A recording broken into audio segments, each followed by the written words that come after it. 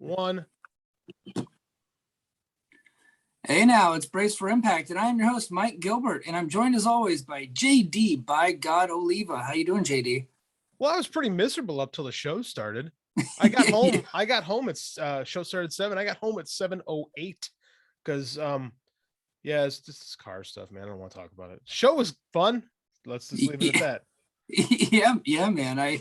We're in a much better mood this time than we were after Bound for Glory. I would say this is like a million times better. Bro, I was ready to walk off last time we did Bound for Glory. I was like, why do I do this? Why do I pay money for this? What am I doing? And tonight's completely different mood. Completely different.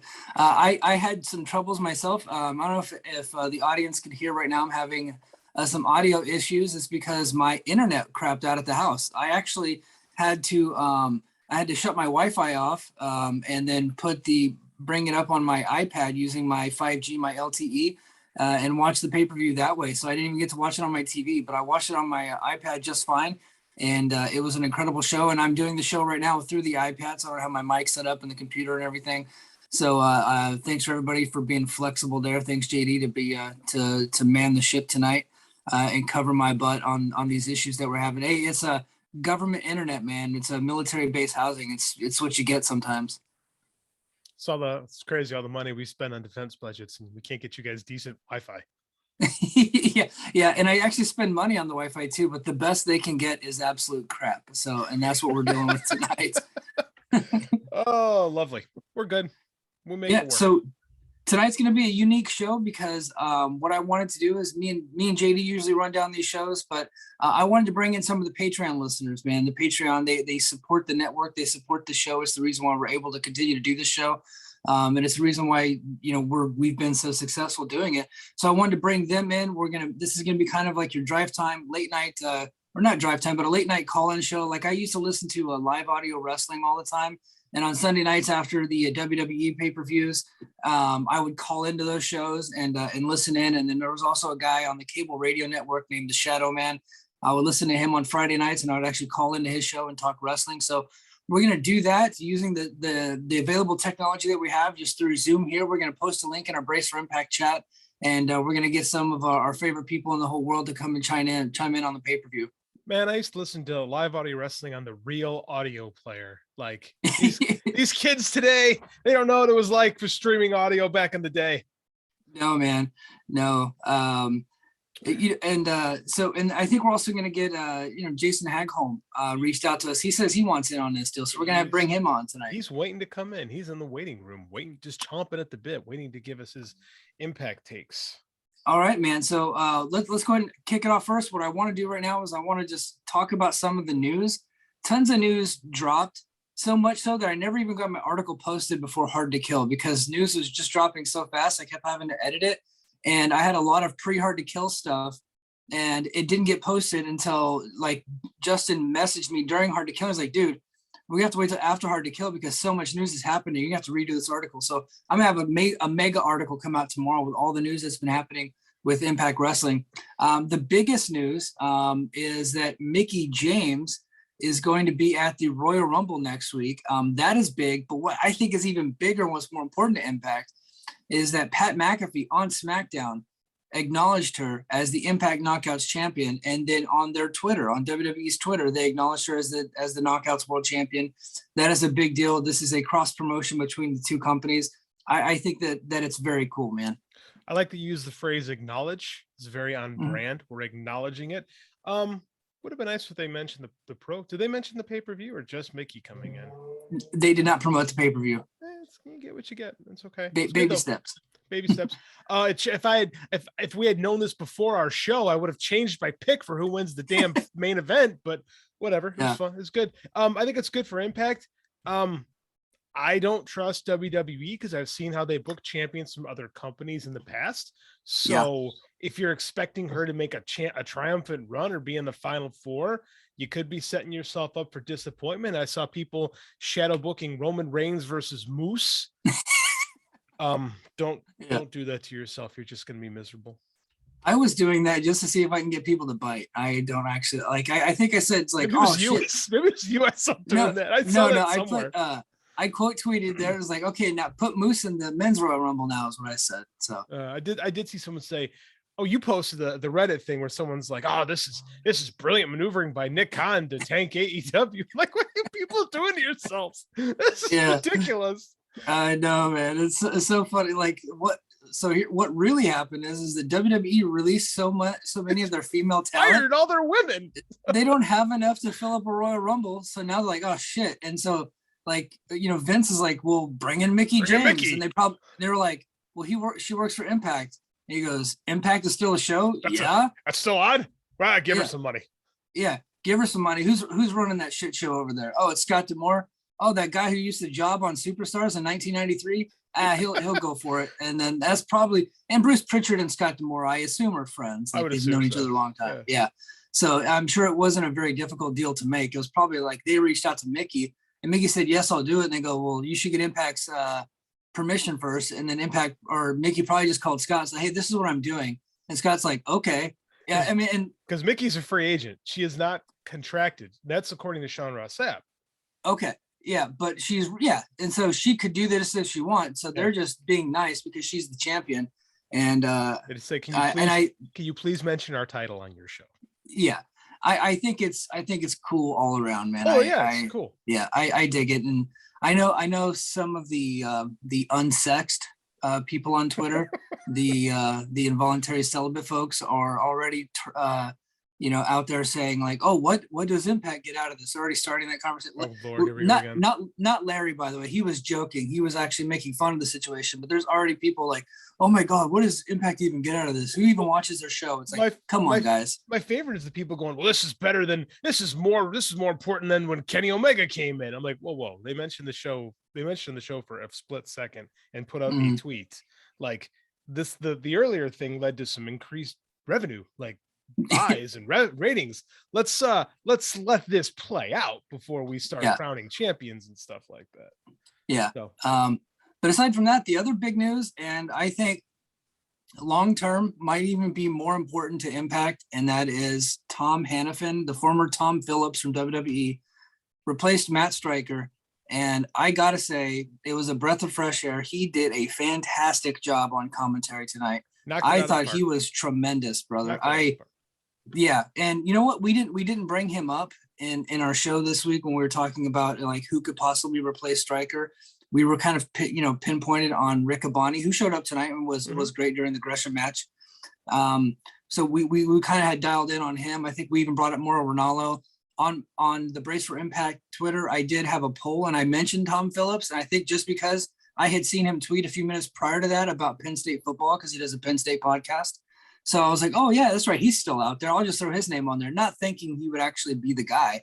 And sure enough, he not only did he do it, he did a great job. He probably isn't the sexy pick for us hardcore nerd fans because we all love Ian Riccaboni, but he was in there tonight. He knocked it out of the park, and it was amazing to hear a professional, like good quality professional announcer doing Impact. It just took the show up another few levels, and he really, he's well trained. And it's fun to see a guy like that get to show some personality and not have someone screaming in his ear and telling him what to do every 5 seconds. So it was, I think he did a great job tonight. I look forward to watching the regular show with him.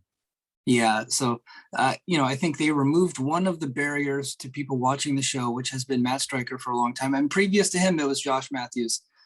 Tom Hanafan is not going, like the announce team is no longer going to be one of the barriers for people. They're still going to make the excuse. There are a lot of snobs out there, and they're already all over Twitter. Impact fans are happy today. So there's a lot of idiots out there that are just ready to shut them down for liking something that they don't like. Mm-hmm. Those people are existing, but I thought the hire of Tom Hanafan was a complete home run. Yeah, they did a great job with him. Yeah. So overall, but before we bring anybody in, JD, overall thoughts on the show and what was your favorite match? It's pretty damn good. So I think this is one of the best. This is when I bring in our friend here. I'll give my hot take, but I really like the show. Like it was probably my second favorite show of the weekend because I am a snob, and the Noah show with New Japan was special for me. That was my Disney. That was my Disneyland. So the Impact show was fantastic, man. It was awesome. They did a great. Yeah, they did a great job. I feel so much better about this company coming out of this show than even 2 hours ago. Yeah, man. I thought it was a grand slam home run. I thought every match was good to great. I thought there was only, and we'll talk about it later, I thought there was only one real match that didn't really live up to the rest of the matches. But even then, I think if the other matches weren't as good, like we would have probably thought that match was better, if that makes sense, because the other matches were so good, it didn't seem as good. Yeah, work rate was really good tonight. Yeah. I talked to a friend, he's like, well, what do you think was the major change tonight? And I was like, I think they just told the roster to go out and kill it, and they freaking did. I have a thought that I'll wait till Jason comes on, because I want to bring this to everybody. So let's let him on. Actually, I'm cool. going to let Jason. Yeah, let's bring in Jason. He's coming into the room right now. Hey, connecting to audio. You got to wait for Zoom to let someone in officially. Yeah. Jason, can you hear us? I can hear you loud and clear. Oh, there he is, the man, Jason. Yes. Hello. What'd you think, man? What was your opinion on the show tonight? Dude, that was a killer pay-per-view. That was an excellent show from Impact that definitely got the juices flowing for, I think, what Impact can be in 2022. As 2021 was really about the AEW working with, and that did generate some buzz, but after April, that buzz had fizzled, since they kind of let Kenny Omega go back to working in AEW and whatever. But this show, with the talent that they have right now, with whether it's Jonah, Josh Alexander, Moose, your champion, and just introducing some new guys, even on the pre-show, which I was just catching up on, like Speedball Mike Bailey is going to be a fantastic get for Impact in that X division and the women's X division. Like, this was a home run show for Impact, and I'm excited to see what they can do this year. Mike, let's see if you agree with me on this. I said this is the best Impact pay-per-view ever. What's your thoughts? I think that it's right up there. The pay-per-view that got me hooked again on Impact, because I went quite a few years without actually watching the show regularly. I was kind of more of a passive fan. Was the Slammiversary from 2018. I thought that was one of the best well-built cards they'd ever done. This is definitely, but this beat that one, and this is the best card in Anthem history. I think if I go back, I'm trying to think of a card that may have topped it or been better. I know Jason is an Unbreakable 2005 guy, but I'll be honest, aside from the Samoa Joe, Christopher Daniels, and AJ Styles match, I don't remember much else from the card that year. And I know there was a card in 2006 that had the Six Sides of Steel with America's Most Wanted versus Triple X. I thought that was an incredible match. I think it was a lockdown pay-per-view that they did. It was, I think it might have been 06, maybe 05 timeframe. It was 04, I think. Was it 04? So, dude, yeah. It's been so long. That tells you how great this card was. We have to go deep into the archives to try to find a card that was better than this. But I think that if we were to watch them, and maybe we should with Jason, maybe we'll bring his ass in and we'll do a watch along of Unbreakable 05, and maybe we'll revisit this situation since Jason talking shit. I'm just getting on JD for the technicalities. Oh, because it's a different company. It's the same company. Those were NWA titles being defended on that show. It's completely different. It's like I said, it's like Misawa's All Japan versus the thing Jake Lee is in right now. It's completely different. Yeah, they hold the lineage, but I think it's just through financial means they hold the lineage. Very similar. It is very similar, Impact, actually. Yeah, Impact is anything but TNA, and I would say this was like a coming out party for the company tonight, and they really needed to deliver because they did get a lot of attention with that SmackDown stuff last night. There were people, and we saw them. There were people actively like researching Impact, like, hey, I haven't heard about Impact in a long time. WWE fans who won't give AEW the time of day. Impact gets mentioned on SmackDown, which is their number one show. There's 2 million people watching that thing. Not to mention all the people that are watching worldwide. Those people were researching the show. I don't think that it'll actually lead to any like increased or like a significant amount of pay-per-view buys, but the brand awareness is out there. And what they did tonight is they increased their brand awareness because not only are we all talking about it, so you got some of the hardcore fans, you got mid-level fans, but most importantly, the members of the media tonight are talking about just how great this show was. I saw Denise Salcedo, Sean Ross Sapp, Andreas Hale, a lot of the people their opinions matter. They're out there carrying the banner tonight saying how great this pay-per-view was. No, it was really great. This is the show they needed to have when Kenny Omega came in, because I know a lot of people jumped in when a lot of people jumped into Impact in late last year, late 2019 actually, or 2020, excuse me. 2020. When Kenny Omega came in, a lot of people, myself included, because I hadn't watched Impact in a couple of years, I came in and I was like, oh boy, this show is rough, and I think that hurt them. If they had this product ready to go at that time, I think it would have helped them a lot more. I think that the experiments of a year ago have really helped hone the product, because it has gotten a lot better. Just in the time that I've done this podcast, the show has gotten significantly better, and that hasn't always translated into ratings, but the quality has been better over the last year. So I think they're, to use the cliche, the Ducks are definitely in a better row than they were. So I'm glad they're in a better place. Yeah, I think it's a big hit for them too, because there was an AEW show on tonight, and I saw more people tweeting about Impact than Battle of the Belts. Me too. And I think that's a win for Impact with AEW's coming off a debut on TBS from Wednesday. It seemed like a pretty decent show on Friday. I didn't get to see it, but to get everyone pretty much talking about Impact and that card, that's another positive for Impact as we just start 2022. Yeah, because AEW, in a lot of the eyes of many members of the media and a lot of the hardcore fan base, just can do no wrong. And for Impact to take any attention away from them, who are like the internet darlings, I would say, I think that's a significant win. So, hey, Jason, while we have you here, before we get into the card, we haven't done the match by match yet. What was your overall favorite match of the night? I'd probably say either Josh Alexander and Jonah, because I really liked that match a lot.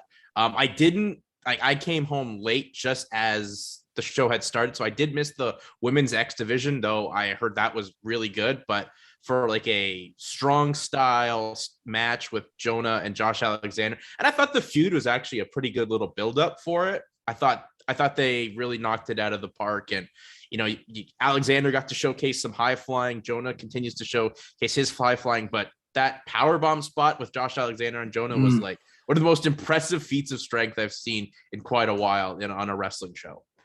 Absolutely. And I thought Jonah was more impressive than I've ever seen him. And I've always been impressed by that guy, but I thought he really showed out tonight. Yeah, JD, absolutely. Working boots. JD, what was your favorite match of the night? Oh, you know me, man. Gresham and Saban. That's my jam. They did the Pure Rules, which I was very curious how that was going to get over with the Impact fan base, because that is not something that Impact fans are used to seeing, like the Pure Rules. And quite frankly, we haven't seen a whole lot of good Pure Rules stuff in front of big crowds.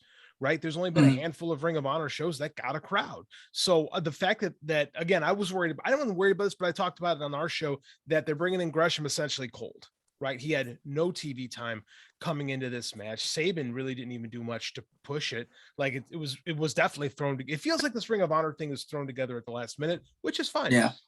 They made the most of it. They really did. I thought that Gresham and Saban had what you would expect from Gresham and Saban. It was a really fun match. It was good. It satisfied the fan like me that, maybe I'm not the most hardcore Impact guy, but I gotta take my medicine. You guys heard that. I'm not the most hardcore Impact guy, but I am a hardcore wrestling fan that likes wrestling. So this was, for me, the perfect match, and I really enjoyed it. I thought that match was absolutely incredible for me. It's between that match and the Josh Alexander Jonah match.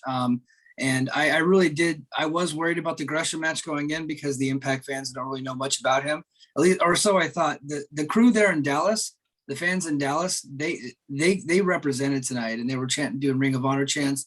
They bought into everything. They were on their feet for that whole match. They were loud and proud, and Gresham and Saban just absolutely destroyed it, dude. They were incredible. So. Great picks by both of you guys. What about you, JD? Oh, what about you? What was your favorite match? Oh yeah, it was in between Josh and Jonah and Gresham and Saban. I'm having a hard time pick between. Yeah, I know. Way to ride the fence. I know, man. It's definitely between those two. And then you know what? And for their part, and I didn't think it was at the same level, but Macklin and Mcgill, I thought killed it tonight. Yeah, that was really good. I agree. That was one we talked about that could be really good. And we weren't going to be sure about it until it actually happened. And I thought they did a great job. I think Macklin and Trey have great chemistry together. I still don't quite understand why we needed the stipulation other than it just ends a feud. I think this is where I don't like Impact all times. I think they book themselves into needless corners sometimes. Like this didn't have to happen, because now it's like, well, now he can't challenge for it. Now the feud is over. Now they have to go their separate ways. Where, I don't know, like entertain me with the idea that maybe something could happen again. Like it didn't, I don't know, that stipulation and how it finished up, it never settled well with me. And then now that it's at its end, it felt needless to me. Yeah, I would like to see some more matches between the two. Maybe Macklin costs him the title at some point, and then that's how they continue the feud. You never know, or they're just ready to move Macklin up to that main event scene, because I think he's very good, and I think he can get some big wins, and then next thing he could be in there contending with Alexander, with Moose and Morrissey and those cats. How frustrating is to think about? This guy was just kind of wasting away at the Performance Center for the better part of a decade. Yeah. Insane. I think you look at that card and be like, these people were just wasting away. This whole pay-per-view. It's like these people were just wasted. And now, wow. So how do you think they feel? How do you think most of the Impact roster feels about the fact that everybody's going crazy because WWE paid attention to them? Right?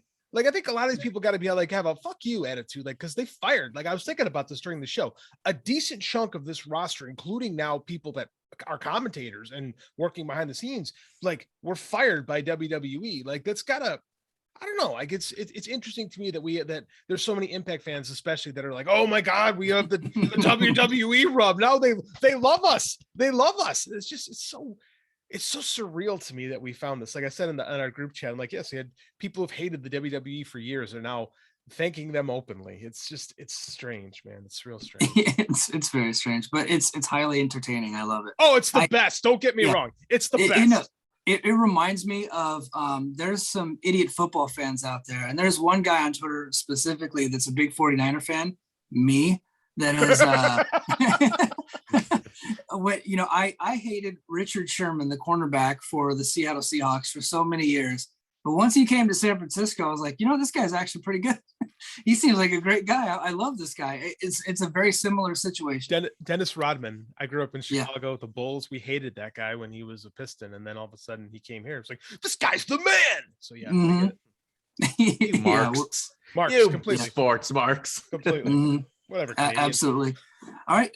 So JD, have you put the link there in the chat yet for the other cats? Nope. I'll jump in right now. All right, do that. And then what we'll do is I'm going to go ahead and start running down the card. And then as people pop in, we'll call on them. And then we'll just get their overall thoughts on the show and what their favorite match was. And then we'll go ahead and turn them loose. Okay. Sounds good to me. All right, man. So Jason, why don't you go ahead and stick around, especially because I'm on my iPad tonight. My internet went out at the house, so I'm using my LTE. So Mike, you might need to just save the show. Mike, adjust your camera a little bit because your eyes are getting cut off and it looks weird. There we go. There we go. You got to see my baby blues. This is YouTube shows in the year of our Lord 2022. So Mike and I have the same shirt, by the way. I have the hoodie. Oh, you got I got the Hitman shirt. Oh. I almost got a bro hug tonight at the store, by the way, wearing my Hitman shirt from a total stranger. That's cool. Weird, but cool. Yeah. All right. So on the pre-show, we had Jake Something defeating Madman Fulton, which surprised the hell out of me, because when Jake Something got pulled from that 4-way X Division match that was also on the pre-show, I thought that brother was gone. I had earmarked him out of the company at that point, but no, not only was he on the show, he actually got a victory over Madman Fulton. Yeah, that's shocking, because we kind of been reading the tea leaves a little bit and thinking like he was on his way out, like his best friend's just been axed. It seemed like he was next on the chopping block. Maybe we were wrong. Maybe he's sticking around, which I hope he is. I think I said it before, I'll say it again. He's the most underutilized talent on the roster. I think they need to do more with Jake. Absolutely. Jason, you get a chance to watch this? I saw some of it. I honestly just wanted to see the 4-way X Division match that they had just announced with Speedball, Mike Bailey, Laredo Kid, Chris Bay, and Ace Austin, because I thought that's just old school TNA kind of X Division style match that they'd announced. But to JD's point, I think Jake Something, even though I hate his name, I still hate it. It doesn't scream superstar at all. But he is someone that I think could be a player in the X Division, especially with the X Division style that they're kind of going with the no limits style, kind of like with Samoa Joe back in like 06 style with those matches. And there's a lot of talent out there. I think that's where you could really use him to the fullest. Yeah, I agree with that. Absolutely. So the next match was Speedball Mike Bailey, the debuting Speedball Mike Bailey, a good Canadian boy there, Jason. He defeated Chris Bay, Ace Austin, and Laredo Kid in what I thought was a very, very good kind of a car crash style X Division match, old school, like Jason was saying, early TNA days, X Division style match. Just really, really good stuff here.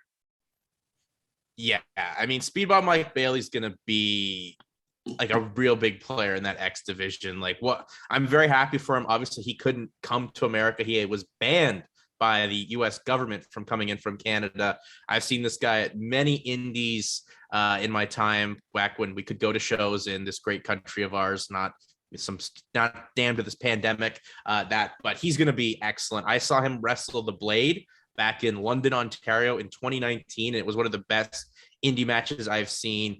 It's a great get for Impact. I think he's just such a unique style, and he does all that with just kick pads on. No boots. Impressive. Yeah, he's great. JD? I think between your government not letting anything happen right now and our government keeping a terrorist like Speedball Mike Bailey out of the country, we all have something to be frustrated about. Yeah, over a paperwork snafu. Give me a break. Yeah. But JD, what'd you think of the match?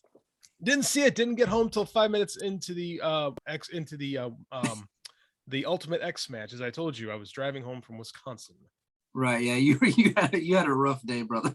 So you are forgiven, sir. Thanks, all right. Sir. So we'll go ahead and get into the show, man. The first match was the Knockouts Ultimate X match. Tasha Steelz defeating Chelsea Green, Jordan Grace, Alicia Edwards, Rosemary, and Lady Frox and Lady Frost, man. They little sloppy at times, but I thought overall was an incredible match.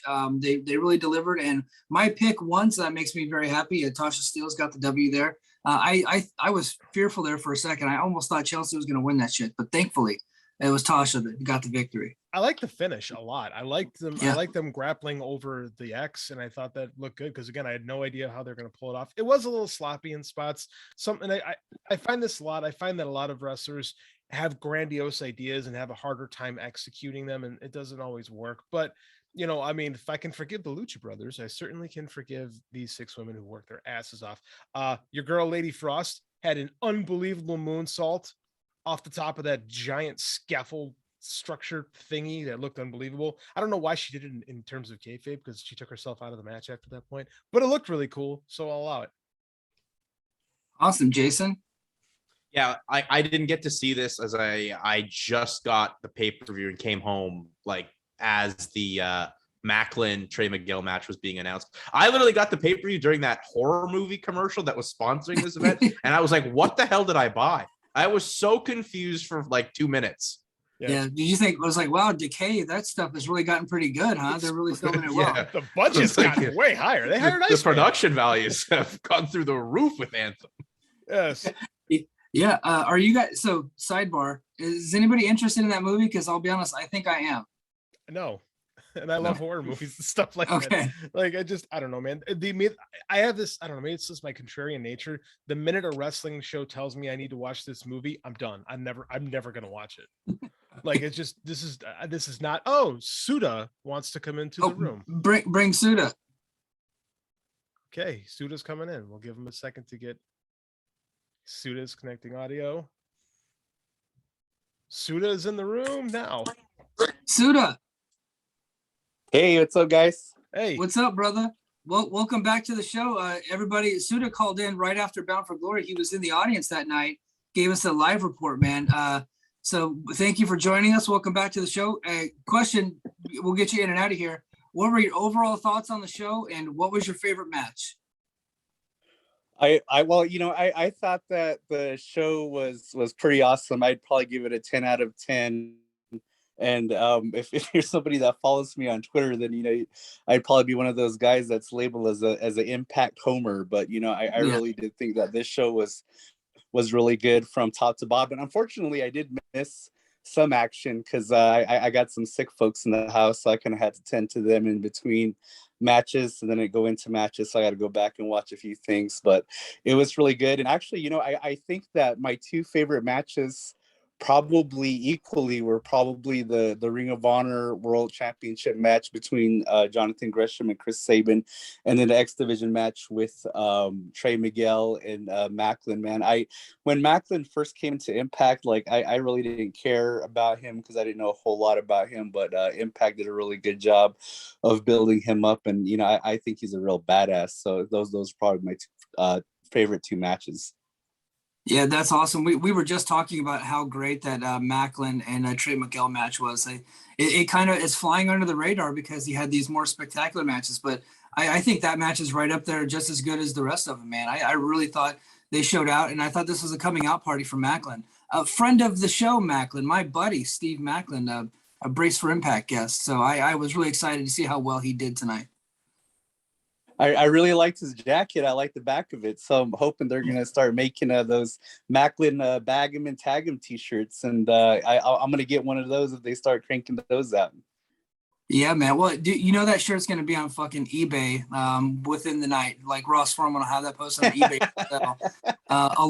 along with Chelsea Green's underwear and whatever else they're selling on those things.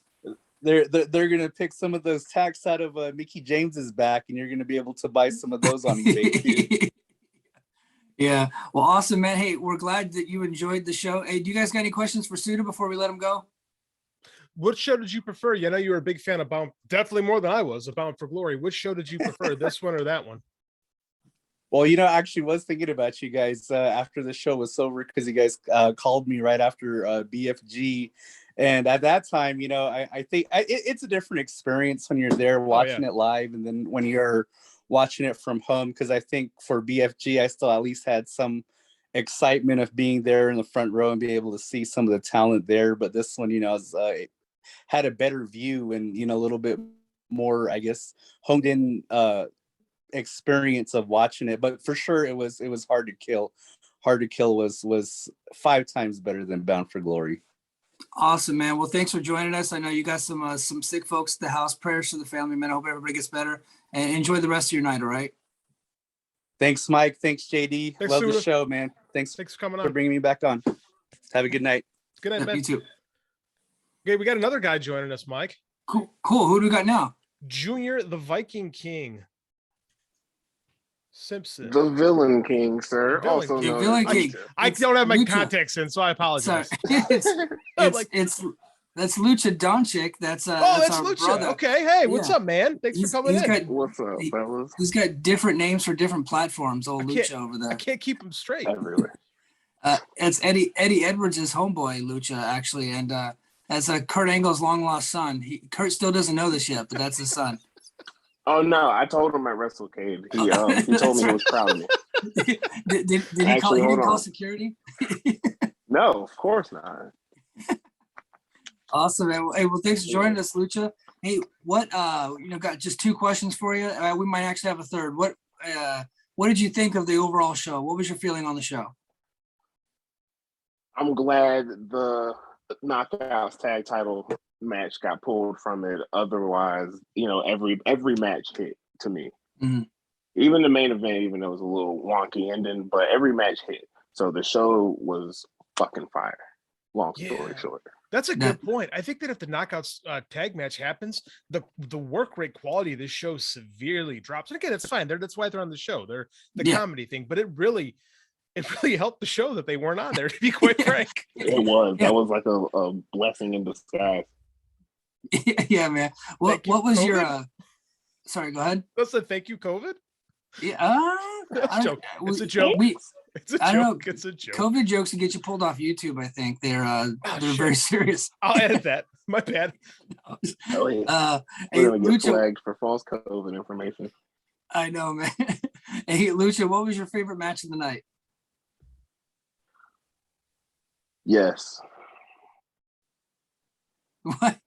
I can't even. I couldn't tell you. Oh, come on.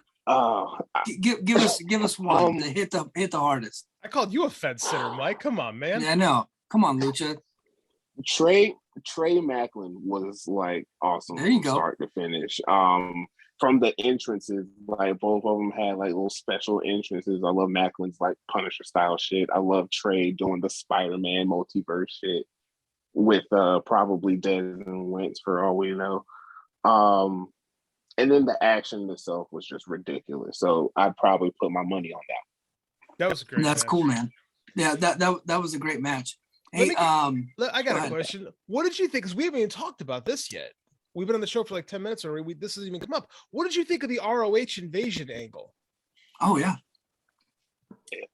unexpected. I was expecting to see some ROH guys come through, you know what I'm saying, given how stuff's going on now, but I was not expecting them to just come through and just kick everybody's ass and be like, fuck y'all, this is ROH city. You know what I'm saying? And then the touch where Scott says he's got to call Baltimore and see what the hell's going on. I like that too. So we're in for a lot of chaos. Yeah, I think that was one of my favorite parts in the show, and I know that there's some discrepancies based off of some of the storylines they might have had with some of those guys that invaded. They might not have kept to their storyline a little bit, but I thought it was incredible. It was a great moment, and really added to the overall show. You have 3 different versions of the kingdom interacting with each other again, which is fun. Yeah. Jason, are you a big ROH fan before all this whole thing kind of went down?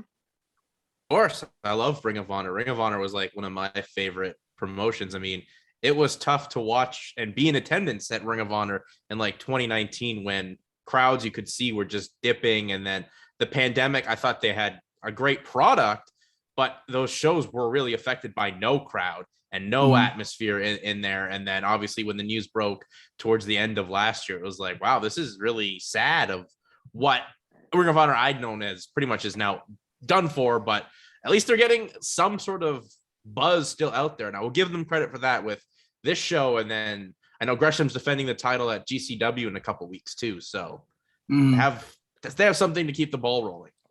Yeah, and I hope we see more of Gresham. I really hope we see more Riccaboni. I don't know how they would fit him in. I'd like to see Bobby Cruz completely replace David Penzer. I think David Penzer has no energy, and Bobby Cruz looked like he couldn't have been happier to be there tonight. He was just ecstatic, you could tell. I hope we see a lot more ROH folks. Hearing Cruz in the middle of this pay-per-view just blew me away. Like, I'd forgotten just how much, because you get used to the ring announcer, right? Especially Penzer. Like, I forgot how good Cruz could be, like, in this scenario. And it's just like, he really picked the energy up another level during his intros. It was cool, man. I hope we see more of him somewhere. Hey, Lucha, one last question before we let you go, brother. Hey, what was this the best Impact pay-per-view of all time? If not, what was better? Good question. Shit. Oh man. Oh man, it just might be top to bottom. Because like, you know, there's a lot of pay-per-views, you know, they start well or they end well or they had one match, you know what I'm saying? This was start to finish, bang, bang, bang, bang, bang, bang, bang. So my way too early prediction, yeah, it probably is the greatest pay-per-view of all time. See, that's the Slammiversary 18, I believe it was. Yeah, and that's the one that was. Yeah, that's the one that I brought up earlier too. Is like that one was my favorite for a while, but I think this one has surpassed it. So. Yeah, most definitely. All right, man. Hey, thanks for joining the show, brother. We'll talk to you soon. We'll hit you up in the chat. All right. Thanks, Lucha. Yes, sir. Take it easy, bro. Shout out Down the Villain. Shout out Mike G. Y'all be safe. All right, brother. Cool.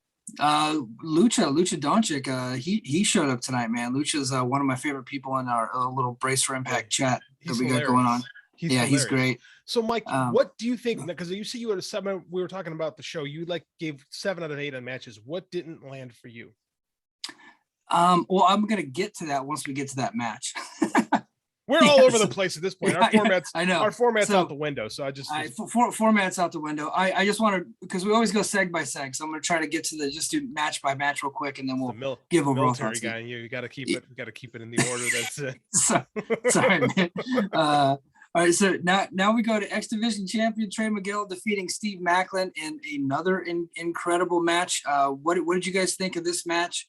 I personally, it was, probably the third from the top for me as far as match goes. If Macklin doesn't have a concussion, I'll be amazed.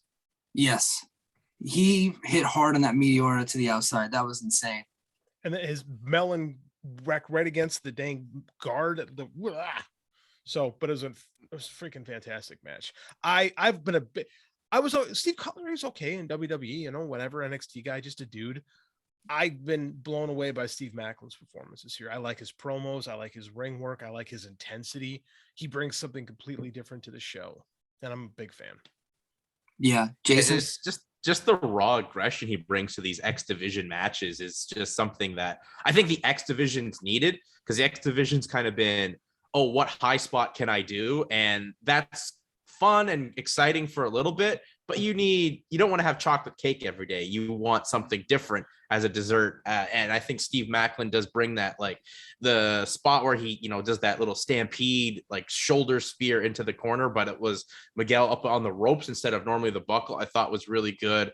And they just have great chemistry, the two of them. Like they put on really great matches. And we were talking before about the stipulation. Like I haven't watched the TV like you guys, but I thought, well, that's dumb. Like I hate the stipulation of like, we don't need to have, if Macklin doesn't win this, he can't challenge for the X Division title. And then they kind of went the opposite of it. Like, aha. So you think that he's going to win the title because of that stipulation. Well, he ate the pin, but it's like, well, now we can't make a good match for the sake of making a good match now, because we have this dumb stipulation where we didn't need the stipulation. We could have just had a great match. This is what I'm saying. Yeah, absolutely. Next, we get a promo from the Inspiration, and then Madison. Oh, I'm sorry, not the Observer guy screwed. Observer guy screwed me again. It's the Influence, Madison Rain and Single Dashwood. Sorry, that was my Anchorman moment where I'm just reading verbatim what this guy writes here. It said that the Inspiration were unprofessional for not showing up to work, and that they will meet them in Fort Lauderdale. So they actually got a big show, a big 2-night show coming up in Fort Lauderdale for 2 sets of Impact tapings. And then we get a very cool moment. Ian Riccaboni joined the commentary for the upcoming match. And then we got Bobby Cruz in the ring. And I thought he just nailed his announcing duties. I was like, the energy level for the announcer just jumped up dramatically, man. I thought he was incredible. Just quick thoughts. Let's shout out Bobby Cruz real quick. Jason. Yeah, man. Bobby Cruz is one of the best ring announcers, period. But he really definitely set the tone for like, this is a different style match. It's the special match with it being a Ring of Honor title match. And then, obviously you guys have probably listened to David Penzer for a while. Like I've listened to David Penzer for a while. I think David Penzer is great for the nostalgia factor. Like this guy was in WCW, but he right now doesn't really add anything to the show. Like I don't even think he sits and stands up to do the ring. No. It seems like he just sits at the table and is like, following contest is such and such. But yeah, Bobby Cruz nailed it. And just to have a Ring of Honor match, a title match on an Impact show is just wild to me. Like 17-year-old me is just shook at this, because like these promotions were pretty much trying to screw each other from succeeding back in the late 2000s. And to have a title match like that, still just wild.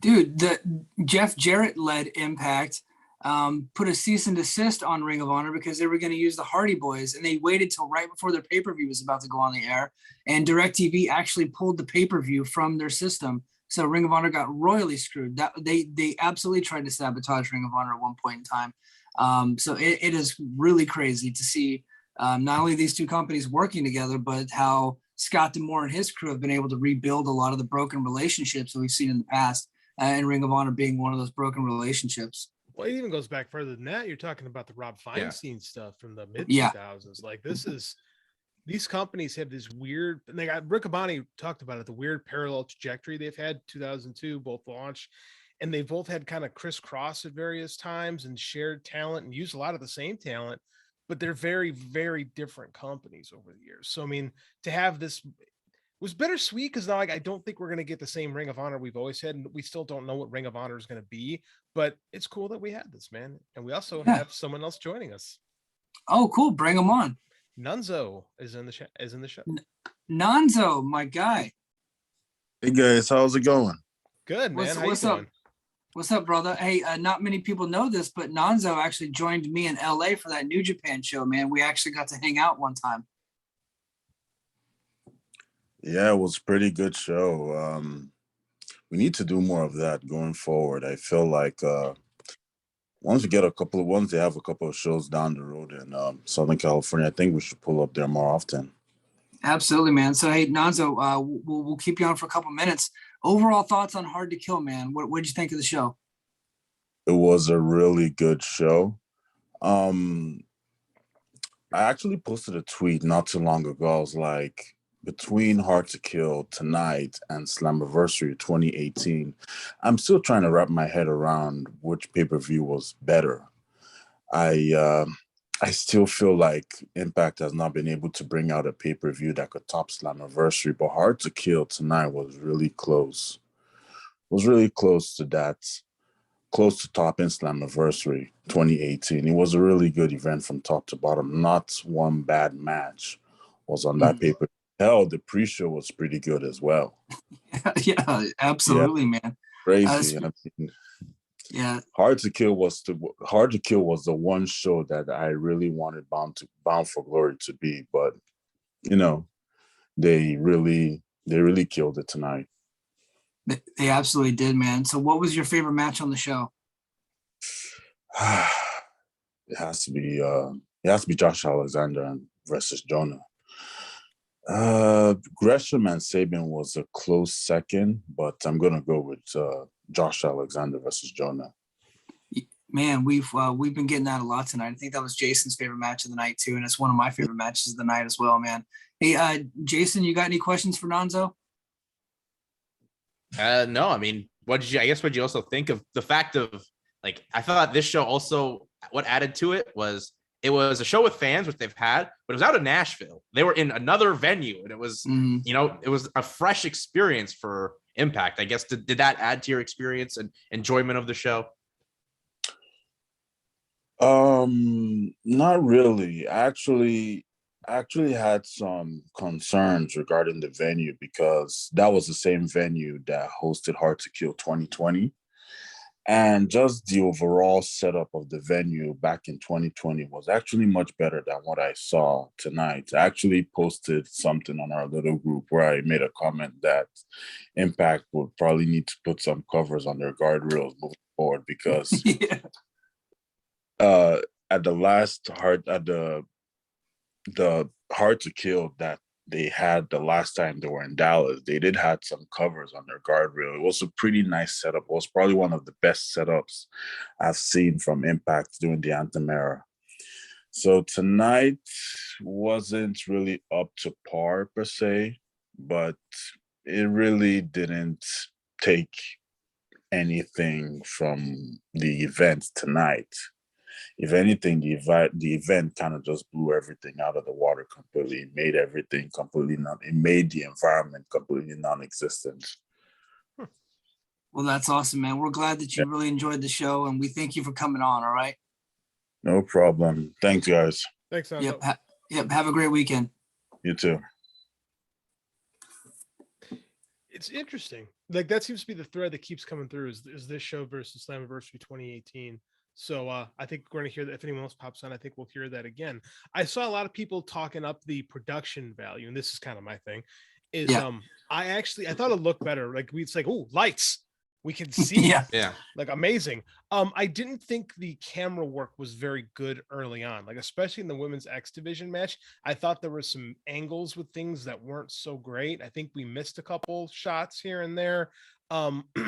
I didn't think, and we've talked about this before, where I've been kind of like on some of their lives specifically. Like, I think when they have the chance to go back and edit, they tend to catch a lot of mistakes.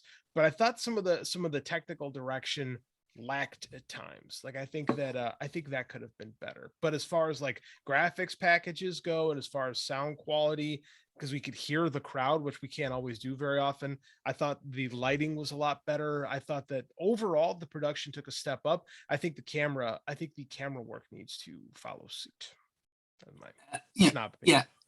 Yeah, absolutely, man. All right, so next match we got is Ring of Honor World Champion Jonathan Gresham defeating Chris Saban to retain in a Pure Rules match. The only one issue I had with the match, and very, very minor, and honestly, now that I look back on it, it made me jump out of my seat. So it actually worked. Was the false finish there with Saban getting the pin and Gresham's foot being under the rope. What did you guys think of that spot? I thought that was a great false finish. I think especially in an Impact crowd, because that Impact crowd, like I said before, they have no investment in Jonathan Gresham. I don't think he's ever had an Impact match. So I don't think so. Yeah, I mean, they don't have a reason to be into this guy, but they have plenty to be into Chris Saban, right? And I think having a really good false finish like that we don't see very often, but it's totally it totally falls in line with the pure rules stuff of Ring of Honor, right? So I think that really it fell in line with what is expected from those matches, and it gave those fans a nice little moment of hope that got quickly dashed away. Because I mean, like I said before, Gresham's going to be like the NWA traveling champion style, and he was, I wouldn't say a heel, but he was, subtle in those ways where he wasn't really healing, but he wasn't who the crowd wanted. So I think that was actually a good moment. I loved that part of it, actually. He was like the road team where you may like not even like a hatred team. It's just like, oh, we can't root for that team, but until the game's over, okay, they played a great game, they beat us, give them their hats, and we'll on to the next one. And I thought that's what Gresham did very well. He's just too talented to hate as like a wrestling fan. Like, he's great, and I thought the false finish was great. You know what was great about this match? Ian Riccaboni telling the story of, hey, when Jonathan Gresham and Saban were in Ring of Honor, it was actually Saban that took Gresham under his wing and groomed him. And now we have this title match. And Riccaboni also saying, oh yeah, Saban did earn a Ring of Honor title match. He just couldn't have that title match. And now we're having it now. Fantastic job, Ian Riccaboni. Like, that's what you want in a pro wrestling announcer, to make sense of a lot of things that kind of has gone away from being a thing in pro wrestling. And I thought it was really cool hearing Riccaboni with Tom, who, by the way, Tom, huge upgrade to Impact as a whole. Absolutely. Really changes a lot of the perception. And Tom and D'Lo were able to get great chemistry, but just the three of them were fun for that one match. Yeah, so it's always weird when you get two play-by-play guys together, but Riccaboni filled in so well as the Ring of Honor guy. It fit. And I know we talked about having Ian in all the time for Impact, but I do think Tom, because I think him having that WWE training is going to benefit him well in this particular promotion, because there's some similarities, right? Some of the storylines can be a little goofy, and he knows how to sell that. Whereas Ring of Honor is always, the pure sports stuff. So I think it worked out for the best. They can keep Ian coming in here and there. That'd be a good thing too. I liked it. Everything about this was my favorite part of the show. Yeah, I love the false finish. I loved Riccaboni. He kind of reminded me of WCW Mike Tenay, where Mike Tenay was just kind of always giving you the backstory and the history of stuff. So I felt like he was in that Mike Tenay role. If they had more stuff like that, I think that he would be a guy that you want to keep around long term. And then if they had a second show, like, he could be the lead announcer for that show. If they ever went that way, I don't know that they'll ever be that way. But I thought the match was incredible. After the false finish, I felt like the intensity cranked up a notch. The strikes were insane, incredible, great false finishes. And then, of course, the finishing sequence with Gresham, I don't think I've ever seen anything like that on an Impact show before with that pinning combination. I thought it was just, absolutely incredible, just hands down, awesome match. Yeah, it was just a magical finish, just showing the pure technical brilliance that is Jonathan Gresham. And the thing I'm liking with these Ring of Honor matches, it's one here in Impact, but Riccaboni's calling the world title match on the GCW show. So they're keeping the consistency there of that's our guy. He calls the title match, whatever promotion it may be. So thumbs up to Ring of Honor for that. And that's how you at least keep your name out there, because I don't even think Ring of Honor knows what's going to happen by the time April comes around. Yeah, I'm not sold. I'm not sold on this, by the way. What Justin and I was just talking about on High Tension was how styles and how every company has its own style that they project, right? WWE clearly has a style. We've seen AEW develop a style. Impact really has what they like. And Gresham really came in and really got the Ring of Honor pure style over to this different crowd. And I thought that was really cool. We don't see enough of that. Everyone wants these cross promotional stuff, but when you do these things, you have to understand that these companies operate differently and they have different styles. So styles make for matches. And that's hard to do, because that pure style is not for everyone. If you watch early Ring of Honor pure stuff, you have to be a deep, hard pro wrestling fan the British stuff from the late 70s to the 80s. It's hard to get that style over. And give Jonathan Gresham credit for what was that match, like 10 minutes. Mhm. He, I think, really established what the style is, how important the rope breaks are, and what you can use the rope break for, and to build up to your finish. Yeah, I love the rules of the pure style matches. I think they're great rules. Yeah, Jason's right. Like, not everyone can do it. When Ring of Honor brought it back, and when their pandemic era, when they focused on the pure division, they really shined light on the fact that not everybody can do this stuff, and it takes a special kind of wrestler, not just someone who can go through all the the ones and the twos of getting it, but someone who can actually make you feel an emotion while doing it. That's the tricky part, and this is where I don't think there's a pure grappler better than Jonathan Gresham in the world right now. No, man, no, he's fantastic. So the next match, another match of the night candidate, man. A lot of people voted for this match. Josh Alexander defeated Jonah. This was a I don't want to say New Japan style, but it was a strong style match that also featured just an insane high spot where Josh Alexander got to the top rope and jumped over the guardrail onto I almost called him Bronson, onto Jonah, into the crowd, onto a bunch of chairs. I thought that was great. And then, of course, Jason brought up the big powerbomb spot, which I didn't think he was actually going to be able to get him up in. Another great spot. Tons of false finishes and hard hitting, just very hard hitting action. And Alexander hit him with a German suplex too, that I thought was also fantastic. So overall thoughts on the match, guys? I've been saying it for months, John. Josh Alexander is our Sting, right? We're having him go through the gauntlet right now to build him up. That's just a perfect analogy, JD. Thank you. I make it every chance I can get. That is fantastic. I compared this. I'll go into this deeper. I compared this to Sting's 91 run when they were priming him for Luger, right? Where he had been at the top and now they're trying to get him up again. And he was feuding with Abdul the Butcher and Cactus Jack. And he was kind of dealing with the Dangerous Alliance a little bit and Rude.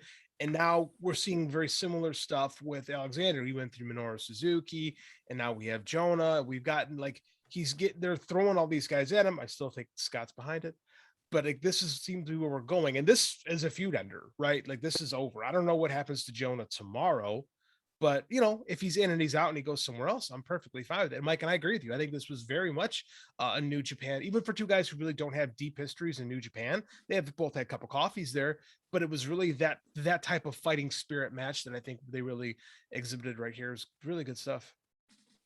Yeah, it's the style of match Josh Alexander can have. Like, I've called a match where he wrestled the guy not as big as Jonah, but around like that 300-pound mark, and you're just in awe of just the raw strength that Josh has, where you can pick these guys up, do big power slams, power bombs, even. I thought the feud had a nice physicality to it. Like, you actually believe like Josh wanted to beat this guy up, because Josh is still on the redemption tour of, I got to get my title back. This guy not only tried to take me out, but he hurt me. I was coughing up blood after I was splashed off the top rope through a table. And it just felt a little bit different, like a little bit more serious than anything going on. Like, this felt like an actual fight, and just the raw physicality that they bring. Like, it was a big match because Josh did as you said, Mike, like the dive from the top rope to the floor, just very impressive. And I think JD's point that Josh Alexander is Impact Sting, like from 1991 WCW, is just perfect, because he's finally been given this opportunity to shine. He was one of my honorable mentions for guys in 2021 that had the best years in pro wrestling. He wasn't going to win Wrestler of the Year, but you definitely have to put him in the top 10 for what he's did in 2021 as a professional wrestler. And I think he's, as JD said, he ends the feud here. I don't know where they go from here. I still think he's too soon to get that Moose match. Mm-hmm. Maybe you want to save that again for Bound for Glory come the end of 2022. But you're still building the wheels up. You're building him, and it's just gonna be Roadblock, overcome that. That's the way until we get to Bound for Glory, I think, where Josh finally has his moment at Bound for Glory. I think that he gets the moment at Rebellion. That's soon, huh? I think he gets Poughkeepsie?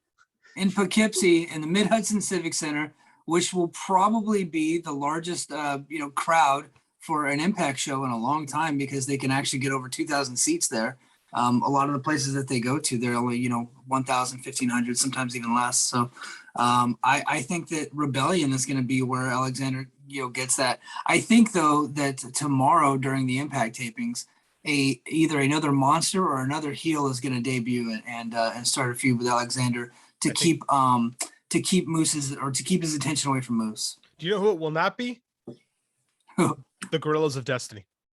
Hey, I said that I think that they're coming in, but I also said I didn't think that it would be hard to kill. So speaking of if they were before Mike moves on, I have a question. You guys are the ones that watch Impact every week.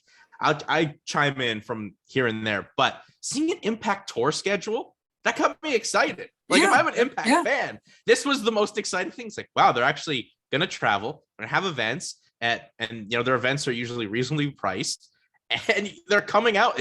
That's I think what's going to separate them a lot this year is, wow, we're back touring. That's these, empty shows or just shows in Nashville. We're coming from, the South, Texas, Florida, and, Poughkeepsie, New York for this pay-per-view. Like that, I think is a big step for Impact to get back touring and, finally put as much of this pandemic behind them as they can. Yeah, it's been a rough few years, a rough bunch of years for Impact fans because they got really excited that not only they're touring, they've already announced their tour dates and they've already started advertising locally to sell tickets, which makes them competent. And people are really happy that they are competent, which I happen to enjoy. I think that's great. It's uncomfortable. It's like we're doing something right. Ooh. Yeah, they're doing something wholly competent and something that a professional wrestling organization should be doing. They're absolutely doing. So let's get into our next match. It's the Hardcore War, which I thought was going to be the Hardcore Bore, but I gotta say I enjoyed this match a lot more than I thought I was going to enjoy it. Of course they had all the gimmicks, the cookie sheets and the trash cans, but I said, look, it's not a Hardcore War unless we get some barbed wire, unless we get some fire, and unless we get some blood. And I'll be damned if we didn't get all three. They even brought out some GCW style doors randomly at some point. Somebody got put through a door and then Rich Swann's head got bashed in with a door. So this was way better than I thought it was going to be. Eddie Edwards, Rich Swann, Willie Mack, Heath, and Rhino defeated the Good Brothers. So the Good Brothers lost a match, which is good. Violent by Design, Eric Young, Joe Doring, and Diener. And this was Impact's kind of pseudo war games, but without a cage, but with just a lot of weapons. Like I said, we saw there, I think like 4 or 5 people in the match got juice, which was cool. We saw they had a barbed wire board. Eddie Edwards at one point lit a Singapore cane on fire and hit Gallows with it, which was, I don't think the fire actually touched him, but it was a cool visual. It looked cool. It was a cool visual. And then after the match was over, the most important part, which I really thought drove home the whole segment together, was the Ring of Honor invasion, where you had Matt Taven, Mike Bennett. We had what's the guy's name? Vincent. What's his name? Vincent. It's not Virgil, right? From WCW. It's a different Vincent. Different Vincent. Okay, yeah, Vincent and PCO also came out, and then Maria joined them as well. And they beat down everybody. Oh, they beat down all the baby faces in the match. I don't think they actually touched the heels.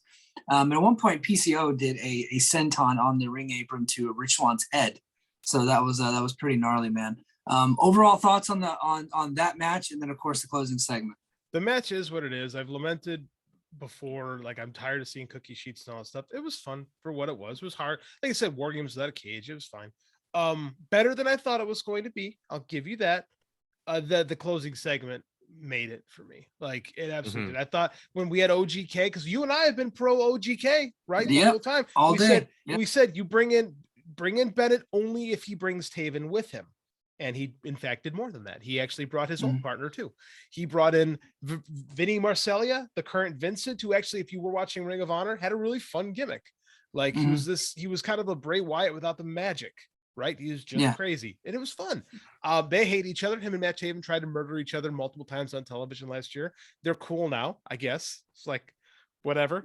And then PCO once you go through the end of the feud, you gotta just come together. Because like I thought it was going to be a Ring of Honor thing, but they did the 4 horsemen symbol, which is what the Kingdom always did. So because I don't know why, but they always did.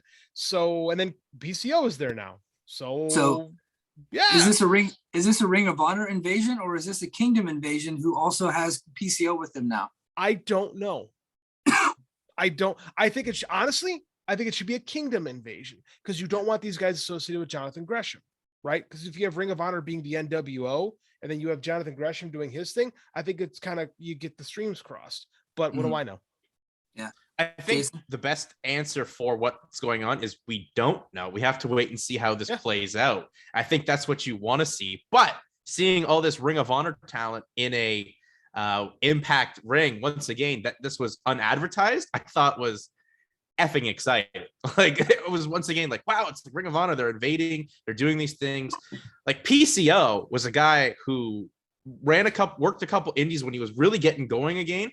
And I ran into him. I was like, what's going on next for it? He was like, he was in talks with Impact and then signed with Ring of Honor. And that was kind of surprising, but he's back in working in Impact. And I think Impact's kind of a perfect place for him. Oh, yeah. And the guy is just over 50 years old and finally we'll get more eyeballs on him for this style of PCO that we've seen. It's going to be, I'm so excited at what he can do. Give him Josh Alexander. I guarantee that happens. I guarantee that happens. PCO in Impact makes way more sense than PCO and Ring of Honor ever did. I never got that one. And when he was the champion, I was like, well, that's a choice. This is a choice for Ring of Honor champion. But I love PCO. I think this is great.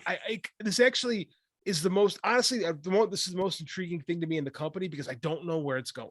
Like Jason said, this makes me more excited to watch Impact TV because again, I love the show, but sometimes the TV, they have a hard time translating the big energy from these big shows because the last Impact Plus special was really good too. I think they have a hard time translating that energy to the weekly TV show. So I'm hoping this influx of new blood can really help spike that. We have another visitor, Mike. Oh, right. Who do we got here? It says Jonte's phone, but I have a hunch that this is our man. Godzilla. That's right. It is. Godzilla. What up? What's up, man? Hey, welcome back to the show. Can you hear us? I can very well. Can you hear me? Yep. Oh, absolutely, man. Hey, welcome back to the show. We'll keep you on here for a couple minutes. Hey, overall thoughts on the show, man? I thought it was a damn good show. I thought it was the kind of show they should have wanted to put on for the last 8 months. Yeah, that's all. How many out of 10? How many points would you give it out of 10? Out of 10, I'm gonna give it like at least at the minimum an 8.5. I love this fucking show. I love it. Absolutely. What was your favorite match on the show, man? Oh, okay. I'm gonna have to go Jonah and Josh. That match, the psychology of that. I've been in a ring before, and I've talked to a lot of veterans. So I'm not gonna sit there and pretend that I know everything about wrestling. But listening to them and knowing somewhat a little bit about psychology and watching that match, holy shit! I sat there and god damn, that was really fucking good. That was the way you build a fucking star.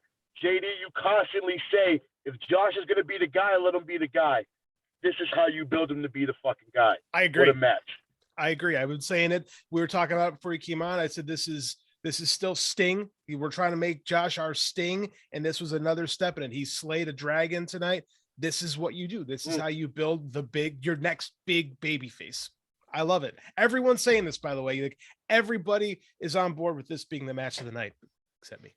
Yeah, definitely. The best, and I'm sorry, the best part of this show, and I do believe that the three-way is a little bit overbooked, but it's not killing me. No. So the best part of this show is I believe that everything was properly booked. There was nothing that was silly. There was nothing that was stupid. There was nothing that made you say, yo, this is what the fuck? This is Impact.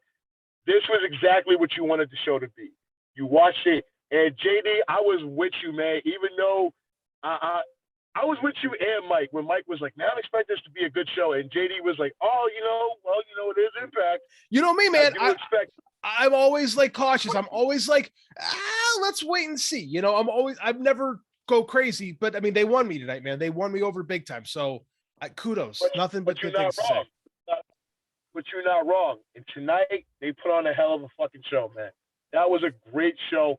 The hardcore war, which Mike was quoting, calling it a hardcore bore. I agree with you, JD. The 3 matches in a row hurt it a little bit. That's what I thought. Yeah, they were all different matches. That being said, the angle at the end of that match put the little something on that match that needed because it didn't feel important before that. And that was really good. So I dug it, man. And this was a really good show. This was a show that when you look at everything else, you're like, this is what you need to be doing to get eyeballs on your product. This was good. And thanks for having me back on, man. I love this shit. Always, man. Love having you on. Hey, I got one more. Go ahead, Mike. Oh, sorry. I got one more question, man. Hey, what did you think of Tom Hanafan as the new announcer? My guy, I'm talking about from the pre-show, and I hate to say this about a grown man. Matt Striker deserved to lose his job. When you heard that and I hate to say that, when you listen to this guy from the jump, you were like, holy shit, we were really missing good commentating on this show. And I thought Matt Striker was great in Lucha Underground. I really wanted to like him in Impact. And when I seen Tom and D'Lo together, he made D'Lo a better commentator, which is great for a guy that's only been doing it for about a fucking year. And I didn't think Matt Striker accomplished that. And I'm sorry he lost his job, but I get it. I understand. No, I think Matt Striker was literally one of the reasons you could not watch Impact because he was such a detriment to the product with him overselling everything, trying to make everything 10 times bigger than it was. He heard it. And like the product, I think, had a really good year last year, but he was the reason, like, I cannot watch this product, listen to this man for an hour, 2 hours. It's going to hurt it. And then you bring in Tom, who, as we've talked about, he's got WWE training. He's a proper broadcaster. Mm-hmm. He knows how to get the best out of his guy in D'Lo or the best out of Ian Riccaboni for the one match he was there. And he's just made the product 10 times more enjoyable. I think everyone's excited to see what he can do outside of that WWE environment too. Like, Impact's just going to let him cook. And that's exactly what they're going to do. I think they're going to make him do his thing. He's going to bring the product up a lot in terms of eyeballs on it for his background and how good he is. And I think Impact's got the right guy now as their voice. You see 3 different commentators on the show tonight, and Matt Striker was the 4th best commentator. Yeah. Let's be real. And that's and I'm not trying to shit on dude. I'm just being 100% honest. I really wanted him to work out as the voice of Impact. He didn't. And tonight it was a lot of proof. Sometimes people just don't fit, right? You hire people and sometimes it's just not a good fit for a job. And Striker, he had a lot of opportunities, but I mean, like every week he'd be something cringy and it never worked. And it felt like he didn't care a lot of the time too. You know, it just didn't work. He fake cried at Bound for Glory and I wanted to fight him. He did do that. That did happen. You know what I'm saying? He fake cried at Bound for Glory and I was just like, man, if me and this dude walking the street together right now, it'd be on. So I mean, it is what it is, man. Good luck to do. You know, what do they say? Good luck in your future endeavors. Yeah. But you wasn't the dude for the job, man. It is what it is. Yeah. Hey, well, thanks for coming on the show again, man. We always love having you on. Take care of yourself and have a great weekend. All right. Appreciate it, bro. Thanks for coming, brother. Look forward to listening to it at the gym tomorrow. Peace. Peace out. Peace. All right, guys. We have been on a while. We got 2 matches left. We had World Champion Moose defeating Morrissey and Matt Cardona. I thought this was the match that didn't really live up to the rest of the show. It was a serviceable, probably 2.5, maybe 3 stars if you want to be generous. It was a WWE/TNA style main event match that I'm glad was bumped from the main event because I thought that if it was, then the show would have ended on a sour note here. But Moose defeating Morrissey and Matt Cardona. What'd you guys think? I agree with you. Like we've been critical on this match from the jump. This should have not been. This is the one match that I don't think should have been no rules match, right? It should have been the traditional triple threat. One, it never made any sense to me why this is a triple threat when the vast majority of this feud revolved around Cardona and Moose, right? We thought that maybe we would have maybe a double turn here. Maybe Morrissey would start moving more toward babyface role and Cardona would start going more heel. None of that really came to pass in this match, right? It was just a traditional match, right? And Cardona, I just don't think he's a good babyface. I don't think Chelsea's a good babyface. They're doing much better work in GCW.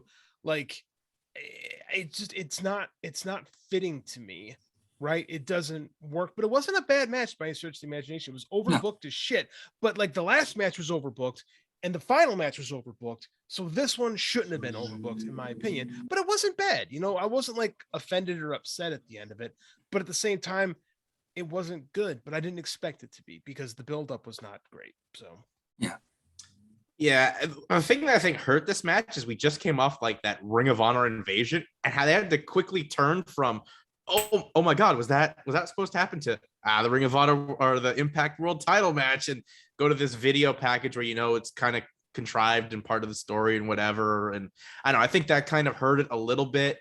The match was fine, but I don't think anyone is really excited about this match going into the show, and it really just filled a spot to kind of transition to the main event, which thankfully they actually put the women's match as the main event. Like, imagine leaving this show with that match as the main event. This would be a different review. Yeah, my opinion of the show is totally different if we close with this as the final match. Yeah, smart idea moving this match from the main event. And I think the highlight of the match for me was whenever Moose got launched from the top rope through that table and he missed the table and smacked on the concrete. Yes. That was a brutal looking. I feel like Moose is spinning his wheels right now until we get to the Josh feud. Yeah, absolutely. All right, so let's get into the main event. We had a Knockouts World Champion and 2022 Royal Rumble entrant Mickie James defeating Deonna Purrazzo to retain the title in a Texas death match. I think some people are kind of confused with the rules because Impact does the old school style Texas deathmatch rules where you have to get the pin and then the 10 count starts, versus WWE style, which is once you're down on the ground, then they start counting to 10. So I think that was a little confusing to people, but I thought this match was great, and I thought it was a great way to end the show. Mickie bled. Mickie went into thumbtacks. They went through tables. Deonna botched the table spot that looked kind of like she took the worst part of it. She tried to powerbomb Mickie through the table, and I think that her whole ass just took the table. But other than that, I thought it was a pretty good match. Yeah, this was fun. I think this is a good way to go. I was convinced. I'm curious to see where we're going from here. Like, because I was convinced Deonna was going to win because, Mickey's not signed full time. She's got this big match with Roxy coming up. It seemed like they're going to do belt collector stuff. And this felt like a feud ender to me, right? Like, there's nothing more these two women could give to this match. So again, it's not bad because I get why they want Mickie as the Knockouts champ going into the Royal Rumble. They trust WWE a lot more than me. I'll leave it at that. But I don't know where we go from here. Again, Deonna doesn't need a title to be over, and she's gonna have that Ring of Honor title. So I guess she's gonna have two belts. But again, like, what now? What happens here? I just don't know. I know some people are like, oh yeah, get Masha up there. Like, well, she's had one match on the show. Let's build her a little bit before we just thrust her into titles. Like, I just don't know where we go, and it's not a bad thing. I don't know. I just don't know what happens from here. Jason? Yeah, I thought like the main event, it was really good. Like, I thought both women have such good chemistry. You add in the violent element with the tables, the thumbtacks. Was a nice little touch, though. It's 2022. I can definitely do without open-headed chair shots and cookie sheet spots. Like, please put your hands up. Everyone knows that now in the year of 2022. But other than that, that's my only real complaint. They did have, a good violence thing to it, and probably Mickie had to win, especially for Impact and her being in the Royal Rumble. Like, they couldn't take the belt off her and then, oh, here's an Impact wrestler in our Royal Rumble. Like, that wouldn't have the same touch as an Impact World Champion. But my whole thing on this, by the way, this Impact Mickie James in the Rumble. Okay, it's a cool story. She's the Impact champion. It's the same women every year in this match. The only cool thing is that WWE is just working with someone that's not in WWE and actually advertising and saying the name of the company. That's the story. Mickey James been in every goddamn women's Royal Rumble that's happened, and they're acting like this is a major story. It's not. I believe it's she was in the last woman- year's Royal Rumble too. You know, yeah. I think she's been in every one. Yeah. I think she's Yeah. been in every think you're women's right. Royal Rumble. It's the same women every year. The only story is just WWE said Impact's name. That's the story. Yeah. Not the person involved. So I think we're a little overreacting to this. Oh, It's big great time. for Impact to get the rub. It's great for Impact to get the rub, but this is not a big deal that Mickey James is in the Rumble. She's been in it since the first one in 19? Was that the first women's one? Like, she's been in them all. It's not a big deal, everyone. No. Mickey James, just as Mickey James, not a big deal.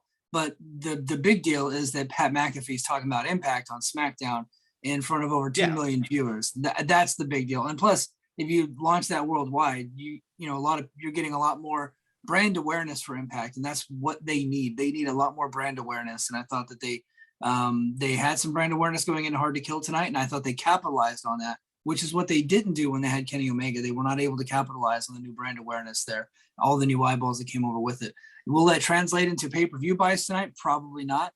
Will it translate to ratings next week? Hell, I don't know if anything's going to translate to ratings on Access right now, but I do think that this has been a positive, a net positive for Impact, going forward.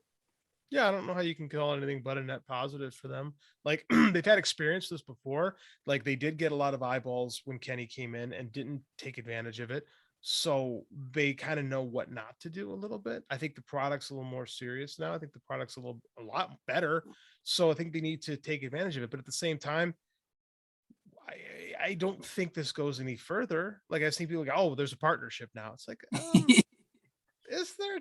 Do you want there to be? Like, there's not a great long history of WWE partnering up with other promotions and leaving them in a better place than they found them.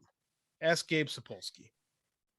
Well, I think if you're Impact, you just ride this momentum from from January, and I don't think there's anything else they can really do. Like, I've seen stupid articles like, oh, WWE wants Impact to be there because of AEW. I'm like, WWE could care less. They're focused on themselves and the money that they're making. That's all they want. What money can we generate for this new deal, and what can we get people to subscribe to Peacock, down in your neck of the lands to watch their shows? Like, they don't care about using that. It's great for Impact right now in the short term, and keep it the short term. Don't make it a long-term thing to try to work with WWE. WWE just exists in their universe, and this is just an anomaly that happens every once in a little bit. So I got a question for you, Mike. I got one for you. We talk about this probably doesn't translate to any Impact pay-per-view buys, right? But is there a chance that some Impact fans who might not, because not all Impact fans watch WWE religiously, is there a chance that some Impact people might pick up Peacock for this? There's not many Impact people out there. There's not. That's why I'm asking. No, like, so we're probably talking about a fraction of a fraction, but I absolutely. So I was already planning on watching the Royal Rumble because of Lesnar and Lashley. That's why I was going to watch it. I will peak Mickey James in the Royal Rumble. But again, now that Jason says that Mickey's in every Royal Rumble, it's not that big of a deal. I just think it's kind of cool that she's going to be carrying the title. I think that part is kind of cool, and to hear Impact being promoted on WWE, I think that's kind of cool. But is it going to translate into business for WWE? No, not really. I think here's what this is. This is all this is. I think Vince thought that Mickey still worked there, and when they were booking the Royal Rumble, he's like, what number is Mickey coming in? And like, Vince, she doesn't work here anymore. You fired her. Remember the garbage bags? Remember? Yeah. Remember the garbage bag?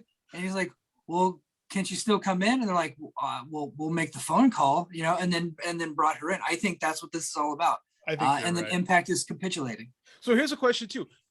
If this doesn't happen, does Deanna leave tonight as the champ? Yes. I think yes. so. Yeah. I think she wins the belt, because they were kind of building up that Roxy match at the last Ring of Honor show at Final Battle. And it would be kind of cool for that's the Impact champion / AAA champion versus the Ring of Honor champion. Deanna's trying to be like 3 champions at one time, like as you guys said, the belt collector female version. And I think if not for Mickey James being announced in the Royal Rumble, Mickey doesn't keep the belt. It doesn't do much to build up that match, does it? When she just lost, right? No. Match, No, but I do think that people will still be excited for it, and it'll still be a title versus title because she has the AAA belt. So it's interesting. I don't whatever think, the AAA title weighs in the American fans' eyes right now. Yeah, no. Yeah. I don't think this. I have a hunch this kind of came together this week, right? Mhm. Like this doesn't feel like something that was planned long term because the booking has pretty much said Deanna gets the belt back. Yeah. Right. And we were both like, yeah, Deanna's going to win until last night, and it was like, oh wait, no, probably not. So this, because everything WWE is last minute, I feel like this is too, and Impact's going to have to ride it a little bit. And we'll see.